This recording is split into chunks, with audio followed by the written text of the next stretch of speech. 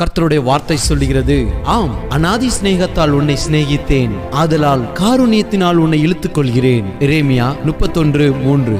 வேதத்தில் பார்க்கிறோம், இஸ்ரவேல் ஜனங்களை கர்த்தர் அடிமைத்தனத்திலிருந்து மீட்டுக் கொண்டு வந்தார். மோசேயின் மூலமாய் சீனாய் மலையில் ஒரு உடன்படிக்கையை கற்பலகையில் ஏற்படுத்தினார். ஆனால் இந்த இஸ்ரவேல் ஜனங்கள் அந்த உடன்படிக்கையை மீறி நடந்தார்கள். அவர்கள் மீண்டும் மீண்டும் பாவத்தில் விழுந்து கொண்டே இருந்தார்கள். கர்த்தர், நான் இவர்களோடு கற்பலகையில் ஒப்பந்தம் பண்ணினேன், அதை இவர்கள் மீறினார்கள் என்று சொல்லி இவர்களுடைய இருதயத்தில் என்னுடைய உடன்படிக்கை செய்ய வேண்டும் என்று எண்ணினார். தன்னுடைய சொந்த குமாரனை அனுப்பி கர்த்தர் கொடுத்த வாக்கு தத்தத்தை நிறைவேற்றினார். இந்த நாள் வரை அவருடைய குமாரன் சிந்தின இரத்தம் நம்மை கிருபையாய் நடத்தி வருகிறது.